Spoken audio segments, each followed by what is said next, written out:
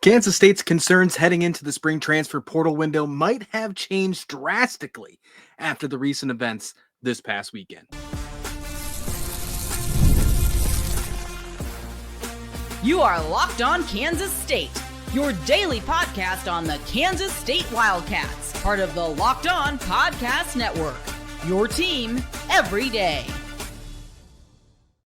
Yes, welcome on into Locked On Kansas State, your daily Kansas State Wildcats podcast. I'm your host, Christian Rao, and thank you so much for making Locked On Kansas State your first listen every single day. Welcome back to my everydayers. We're diving into an interesting episode on this Monday because it involves not just Kansas State, not just the Big 12, not even just college football, but the entire state of college athletics. And we need to get to the bottom of it. There are some ties to Kansas State. There are plenty of interesting ties and rumors that we are going to get to the bottom to on this episode as well. Before we do all that, this episode is brought to you by Monarch Money. Take control of your finances with Monarch Money. Use code LOCKEDONCollege at monarchmoney.com for 50% off your first order. Today, we're diving into the recent news that happened at the University of Tennessee. And it was super interesting. That's to say it lightly, right? And if you did not pay attention to it, if you were busy watching the Masters, watching Rory McIlroy try and lose and win about 3 different times on Sunday, you might have missed it. But Nico, and I'm probably going to say his name wrong, but Nico Iamaleava, the quarterback for Tennessee, is no longer going to be the starting quarterback for Tennessee. And why is that? Well, he got some bad advice. That's really the gist of it, but let's dive a little deeper to what actually happened. It appears that his family and his people that were negotiating for him on an NIL level were trying to get more. We're trying to renegotiate heading into the new season. Now, for the record, this mostly happened on Friday, heading into the weekend. And Tennessee had their spring game. Some teams still do that on Saturday. Well, Nico did not show up on Friday's practice. Apparently, negotiations weren't going the way that they wanted to. There was a rumor, a report that he was looking for a $4 million mark of what they were trying to get to for him to continue playing at the University of Tennessee. Now, he is the starting quarterback. He helped Tennessee get to the college football playoffs last season. And Tennessee put their foot down. This is something I absolutely respect here. Tennessee put their foot down and said, hey, look, he didn't show up to practice. He's supposed to be our leader. He's obviously not committed. He's here for the wrong reasons. We're moving forward without Nico as our quarterback. And force the hand to make him enter the transfer portal, which opens Wednesday, by the way. But he put the paperwork in to officially enter. That will happen on Wednesday. We're going to dive more into portal talk at the end of this episode. So why are we talking about this on Locked On Kansas State? Well, there's a couple ties to it. One, there's a rumor, and we're going to get to the bottom of that. And two, I mean, NIL is kind of close to the heart of Kansas State right now. Maybe not in the eyes of college football, right? But Kansas State athletics, we're no stranger to NIL drama. So this could absolutely happen here. Will it? I doubt it. But I don't think it would be a good idea to just brush it over your head and completely forget about this and think this isn't possible. This opens up a huge door. What has already been wide open, for the record. But it just shows so many more issues with what is going on with college athletics. Since the increase of the transfer portal with NIL, with this new revenue sharing that is supposed to happen, supposed to get an answer, had it last Monday, did not get the answer on Capitol Hill. We're waiting this week to see if that hearing absolutely happens. We'll give you an update about that and some quotes from NCAA President Charlie Baker in just a moment. But it shows that there's not a governing body that really is doing what's best for not only the players, but the sport as a whole, right? And I think that's the biggest thing that gets me. I think that's the biggest thing that really bugs me more than anything, there are three things that college football in general, you could take this as a college athletic thing, but most definitely, this is a college football just blueprint. Tradition, rivalry, and fans. Those are the three things, the pillars, if you will, of college football. And that's what made college football better than any other sport in the world, dare I say, professionally or at an amateur level. Those three things. Now all three of them are being forgotten. And it's because of this shift to pay for play, if you will. Now, for the record, and I've said this before, but in case you're new, and this is maybe the first time you're hearing me here on Lockdown Kansas State, and if you are, thank you so much. Hit subscribe. We're close to 800 subscribers. We're growing. It's an adventure here. But I'm all for players getting paid. I'm all for that type of freedom. If coaches can do it, why can't players? But as a fan, as somebody who wants those three pillars to stay strong, like we're talking mythology here. I'm thinking those nice marbled three pillars in a row. Tradition, rivalry, and fans. I'm a little upset, and I'd like to see some changes happen. I have some ideas. I've heard some other people talk about some ideas that make a lot of sense. But I think the biggest issue right off the bat is there's not one person looking out for the sport in general. We have different people in different sections, different channels, if you will, caring about just that little thought, that little bubble. And the Big 12 is no different. Brett Yormark, the commissioner of the Big 12, he's brought some good ideas out there. You've heard me say some great things about what Brett Yormark does. And I think he is an innovator. I think he brings some really good ideas. And right now, as a conference that, I mean, Texas and Oklahoma started this whole thing with the realignment, leaving the Big 12. Brett Yormark jumping in and not letting it settle, not letting them just leave and not do anything, I think is the reason why the Big 12 is still around and not the Pac-12.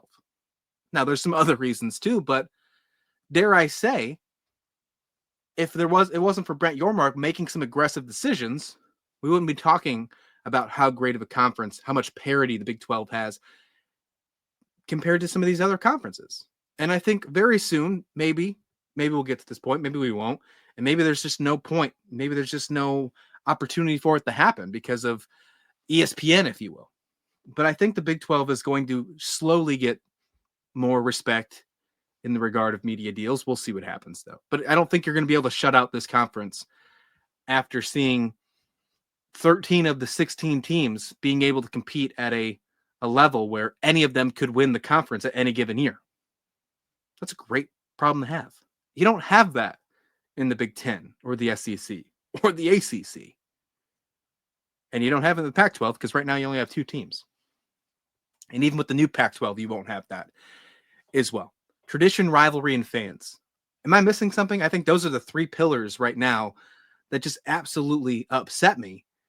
And as I've mentioned, I'm not the only one. Now, on the Nico situation, we'll see where he lands. But I will say this, he's not going to get $4 million. And for the record, I think it's going to be much lower than what he received at Tennessee. Because what leverage does he really have now? This is why I think it's bad advice. He goes out on a limb, and I don't know if it was his doing. It could have been maybe the people in behind the scenes doing it for him. This is why I think I'm pointing and saying bad advice. Now, he obviously has to follow suit. He could have stopped it dead in its tracks, but, I digress. He's not going to get a good amount of money. He has no leverage. Tennessee pushed him to the curb. So there's no one fighting against him. There's multiple teams going out of their way and making public statements on social media saying we're not interested. USC, Notre Dame, apparently per reports, not interested. You think he's going to the Big 12? Well, one team has spent a lot of money this transfer portal. Texas Tech. We've heard that that's not going to happen. He's from Long Beach, California. You'd think it'd be USC or maybe UCLA. I don't think that's going to be the case. If I had to put him anywhere, and he can't go to an SEC school, by the way, for the record, SEC players can't go to another conference school in the spring transfer portal. That's one of their little bylaws, if you will. If I had to put a guess on it, if he's going to remain at the Power 4 level, because there's a real opportunity that he doesn't now because of this stunt that he pulled. But if I had to pick one team just off the bat, if I had to pick, and I haven't seen anything for this, no one confirming or denying, by the way, but after the year that Florida State just had, and they really still haven't addressed that issue, Florida State kind of makes sense to give him a risk, give him a chance. But I don't know if that's going to be the case. There are plenty of coaches who are stepping out and saying things about the new changes. We haven't heard from Coach Kleiman yet. I'm sure we will. We're set to have a press conference on Wednesday when the portal opens. Not sure if it will be Coach Kleiman or someone else like we had Coach Malone last week. But I do expect to hear something from Coach Kleiman very soon. I have thoughts about what should happen or what I believe he should say, and it ties into something else we'll get to in just a moment. But first, of course, Josh Huepel, the head coach of Tennessee, said, quote, "It's unfortunate." He wanted to thank Nico for everything he did here. I think absolute class by Coach Huepel because he could have been a lot different in these words. But I like this point right here. And this kind of is going back to the original feeling of this. Obviously, we're moving forward as a program. There's no one bigger than the Power T, and that includes me. That, I think, is a statement. And I think more coaches should do that heading out into this new portal window, which is portal window. I could be very crazy. We're going to dive into that very shortly here. Good episode today. We're loaded, folks. But it really is an interesting dynamic, right? You're an SEC team that just made the college football playoffs. And you are one day away from your spring game, which is supposed to be this happy thing for your fans. But instead, you have this player who, instead of being seen as a player that takes you to the college football playoffs, and for the record, we're also hearing rumors that he was trying to negotiate in the college football playoffs as well for not to be able to play in the college football playoffs because it was more than the 12-game schedule. So his mindset is just not in the idea of a program. That's why I think we might see him in a G5 level or G6, however you see it now. But we're seeing it all across college football. Before we go into the break here, Brian Kelly, head coach of LSU, was asked about the situation. He said, quote, "I think we're going to see a lot of this. This is a new world. I think it's the natural course, and there's not many guidelines." And that's true. We don't have somebody who is overseeing this. A college football commissioner. I mean, we've talked about this in the past. Is that something that you go down the road with? I mean, who actually makes that hire? And like, who would be the college football commissioner? I've seen people on social media say Nick Saban should be the guy. Like, is that the right call? In this world with Nick Saban, who left and retired because it seemed like he couldn't keep up with the NIL or didn't want to, at least. This whole adapt or die mentality. Do you want someone who is a college football legend? Sure. But really didn't love the new path it was going down? Be in charge of this? I don't know if that's the right move. It's just an interesting topic here. And there's so much more to get into, but we're going to move on. And we're going to focus on the Kansas State side because Tennessee needs a quarterback. And guess who everyone on social media is wanting Tennessee to get? The Volunteers are volunteering a certain quarterback from the Big 12 to come to their school and why it won't happen. Let's talk about that next, right here on Locked On Kansas State. Well, ever check your bank account and wonder, where did all my money go? Between dining out, online shopping, and entertainment, it's easy to lose track. That's where Monarch Money comes in, your personal CFO, giving you full visibility and control over your finances. Monarch Money isn't just a budgeting app. It is a complete financial command center. You can track all your accounts, investments, and spending all in one place, so you stop just managing your money and start building your wealth. When I used Monarch for the first time, I realized just how much I was spending on food delivery. Now I budget smarter and save more. So take control of your finances now with Monarch Money. Use code LOCKEDONCOLLEGE at monarchmoney.com for 50% off your first year. That's monarchmoney.com, code LOCKEDONCollege for half off your first year. And welcome back to Locked On Kansas State, your daily Kansas State Wildcats podcast. Let's dive into the Wildcat portion of this show. Usually we're right off the bat talking portal chatter, whatever the case may be, but I thought this was just so important, it couldn't wait. And you had to get a little bit of rant here, maybe call it an overreaction Monday, whatever you want to do. But this one had me grinding my gears all weekend long. And not even the relaxing, smooth voice of Jim Nantz talking in the Masters could get me calmed down for this one. I couldn't wait to turn the camera on to speak to you folks here on this Monday. And to be honest with you, the fuel to the fire continued to grow.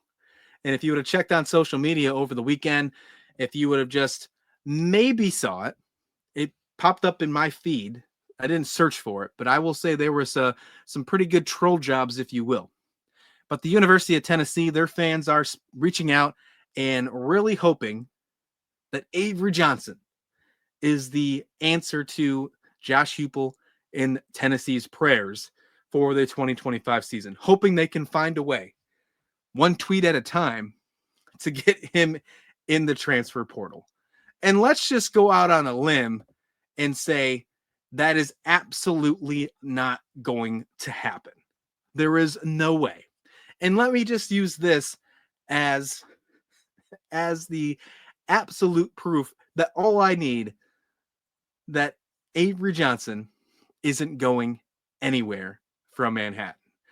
When he was asked on Christmas Eve, right before the Rape Bowl, about his thoughts of this team, a team that started 7-1 with high aspirations, his first year starting quarterback at Kansas State, obviously had a disappointing finish, but before finishing with a great comeback win against Rutgers in the Rape Bowl, he said, quote, "This is home to me.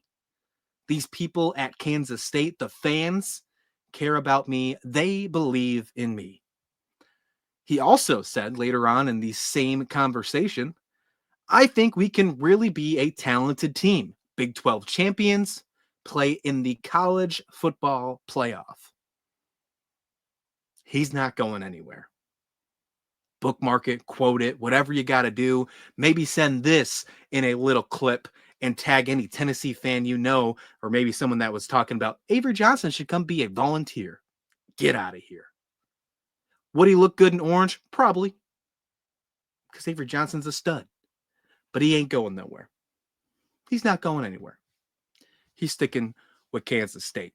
If I was Avery Johnson, though, and Coach Kleiman, because like I said, we're going to get Coach Kleiman or at least somebody in a presser on Wednesday when the portal opens. An interesting time in the world of college athletics, right?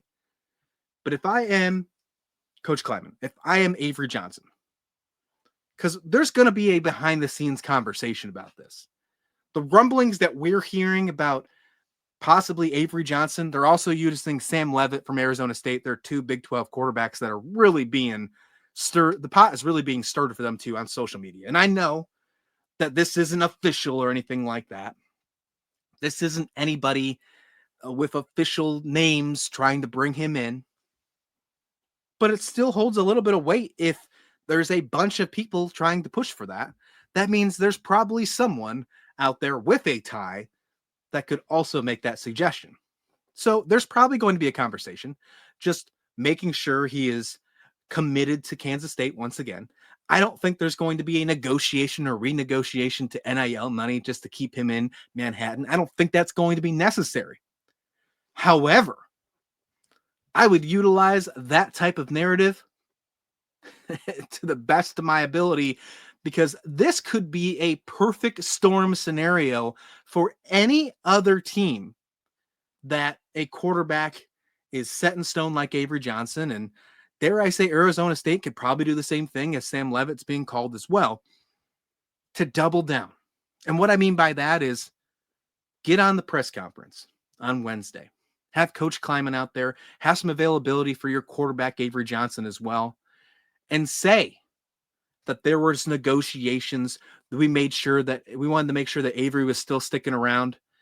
But Avery Johnson didn't want any of that.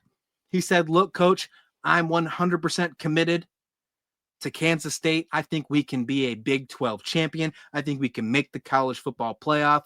Use whatever you were thinking to help me stay here and go get some more dogs in the spring transfer portal window. Make this team even better than what we think we already are and win that Big 12 championship. And get us in that 12-team format. Do what you got to do. I'm not going anywhere. Tell me you can do that. This is the opportunity, dare I say, of a lifetime for this group of players. The group of players who had to deal with COVID, with these extra years, dealing with more players getting extra eligibility, having to compete with them, potentially having to deal with a 105 roster limit in a few weeks. There's a strong opportunity that they could change an entire narrative heading into the window, and people who enter that portal hear that and say, he's not leaving. He's sticking with Kansas State. He likes what they got over there. Look at how they started last year. Look at what they got. Not many players left in the portal. Not many impactful players. Sure, they lost DJ Giddens to the NFL draft. Got Dylan Edwards. Sure, lost a couple players in the secondary. Had a great winter/fall, spring or winter/fall portal. Brought in some dogs in the secondary. How can you not be excited? That momentum, that huge freshman class, 25 strong. Oh yeah, Lincoln Cure, the best recruit in Kansas State program history. I want some of that. When I hit the portal, Kansas State, hook me up. Let's talk. So there's an opportunity there. We'll see if it happens, but that's what I would do if I was in the shoes of Avery Johnson right now and Coach Kleiman. I'd cook something up. Why not? Why not? As we mentioned, the spring portal window opens on Wednesday, and it's just a pretty short amount of time. Let's talk about it as a holistic view as we finish up this show. We already heard some rumblings about players being contacted, and let's talk about if there's any glaring needs left on this football team heading into the final portal window of the season. Let's finish that up right here on Locked On Kansas State. Well, get the supplies you need from the site made from the skilled trades, Supply House. Whether you're in plumbing, HVAC, or electrical work, Supply House is the reliable way to order products online. Their easy-to-use website is packed with helpful resources and the latest product info to help you help and get you the help on a job done right. Plus, with a complete inventory of over 200,000 parts from 400 plus top brands, you'll find exactly what you need delivered fast from coast to coast. Need help on an order? Well, Supply House offers expert support and industry-leading service, so you'll always talk to a real person. And for trade pros looking for an extra edge, their free Trade Master program offers exclusive perks like a dedicated phone line, free shipping, and discounts on every order. Thousands of skilled professionals are already taking advantage. Now it's your turn. Join the Trade Master program today at supplyhouse.com/TM and start ordering plumbing, HVAC, and electrical supplies with just a few clicks. Plus, if you use promo code SH5, you can get 5% off your first order. That's supplyhouse.com. Locked On Kansas State, your daily Kansas State Wildcats podcast every single day. We're diving into some portal chatter now. The portal is so close. We are days away. Opens up on Wednesday, and it's going to be an interesting portal window, a spring window, if you will. April 16th to April 25th. It is a very, very short window, just 10 days. The portal will also open again for 30 days, starting after the college football playoff and bowl games are announced. So keep that in mind. But this is the last portal window till the season's over. So, of course, we're waiting on the idea of if 105 is still going to happen. We're going to get some ideas on the settlement case coming up very soon. Just to dive into that real quick, just to kind of put that into consideration on SiriusXM College Radio, President Baker for the NCAA says, quote, if this gets approved for the first time, we're going to have some structure around name, image, and likeness. We're going to have an institutional NIL program for the school. We're going to have a third-party NIL program that people are familiar with, but unlike the way it's worked historically. we'll see what happens in that. But the biggest thing was the roster limits that took center stage during that hearing last Monday. They wanted some changes. They weren't sure if it's going to be grandfathered in. We're hearing some things that nothing's changed there. Nothing's budged. So we'll get more of an idea, hopefully, in the coming days. But the fact that this settlement hasn't been finalized, I guess is the word you want to look for here, closed, and we're entering this spring portal window, there is a big chance, dare I say huge chance, that this could be one of the craziest portals we have ever seen in just a small span of 10 days.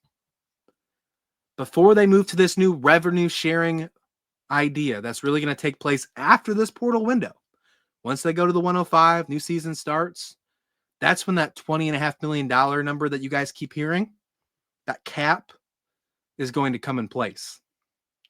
So NIL, we saw this kind of with basketball already in the recent basketball portal. NIL collectives are front-loading deals to bring in players at the craziest levels. On3 reported something about the question of could this be the craziest portal? They said the words free-for-all NIL transfer portal. One of the scenarios they said is a linebacker valued at $350,000 could get an $850,000 offer. So more than 100%. That's more of like 150% at cost, if you will, for NIL. That's so weird to say, but for a lack of better term there. How deep is it going to be? Are they going to go as crazy as they will in this past winter? Because this winter transfer portal, it didn't seem too crazy for Kansas State at first, but they wound up taking a lot of really good players. And looking back at it now, I feel like they filled almost every need. So what does that mean for Kansas State? What does that mean for the entire college football about the portal window? Is it going to be crazy? Thought it was going to be crazy last year. Never really happened. But now we're at this cusp of this crazy scenario of this revenue sharing, this hearing, these new laws that are going to come into place of the NCAA. At the cusp, at the doorstep. This could be a final chance for some of these third parties to actually make an impact the way they are currently doing so right now. I have a feeling that it's going to get wild. We're going to get a lot of names that are going to enter the portal. And I think at the cusp of waiting for that 105, I think there's going to be some bigger names that we're not expecting. So for the sake of Kansas State, what do we need? What does Kansas State need? And I think we'll dig deep on a future episode for this. Might look at it position by position. But I think overall, holistically, I don't know personally, off the top of my head right now, if there is truly a glaring need on this roster. I think they did a really good job in the winter portal. I think we needed to address the secondary. I think we did that very well. And I think we needed to address the wide receiver room, and we absolutely did a good job with that one. So what I will say is this, as we head out for the day here, for the record, if you haven't hit subscribe, there's so much coming in the coming days. We're going to dive deep into portal stuff. I mean, if we get any type of portal news, right now we're deep in basketball and football portal starting up. It's going to be crazy. It is crazy already. But if I had to make a holistic just thought process, I wouldn't be against adding any position in this spring window, with the exception of quarterback. We don't need it. We don't need quarterback. Avery Johnson is our guy. He's our dude. He's the one who can lead us to a Big 12 championship. He's the one who can lead us to the college football playoffs. And I like our backups too. Ton of potential in that backup. That room is great. That room is set. But I think there is an argument for every other position group on the team, and it's not knocking them, but there's a chance to bring someone in to make them even better. Running back, receiver, I mean, even tight end, which would probably be towards the bottom of the list, but even there, offensive line, never can have too many defensive linemen or edge rushers. You can never have enough in the trenches. So, I mean, that would probably be where I'd go priority number one.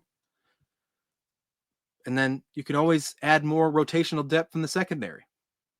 So I kind of maybe I just answered your question already. Maybe I'd lean more defensive side just for the fact of saying you had some more rotational help. But I wouldn't be mad about a skilled player. Wouldn't bug me one bit. We'll dive deeper to that in the later days. Again, the transfer portal window is opening on Wednesday. We still got basketball portal conversations to talk to. I'm getting some of your questions and comments and suggestions for shows on the YouTube page. For example, I've had some people talking about how they want me to dive into all of the new freshmen on the women's basketball team. We'll get into that in the future for sure. I want to get through this portal first, though. I want to see what else Jeff Mittie has up his sleeve, because this roster on the women's side is still unknown. We still got to figure out what's going on there. Before I leave you today on this Monday, if you forgot, I will remind you right now, the WNBA draft is tonight. Serena Sundell should be drafted in the first round. So be sure to cheer on your Kansas State Wildcats legend, a name who will be in the rafters very, very soon. Thank you so much for making Locked On Kansas State your first listen today. And for your second listen, check out Locked On NFL Draft with Damian Parson and Keith Sanchez as your favorite collegiate players. Get ready for the next level. Get the latest draft rankings, rumors, and news every single day. So find Locked On NFL Draft on YouTube, wherever you listen to your podcast. Please like the video. Please subscribe. And this has been Locked On Kansas State.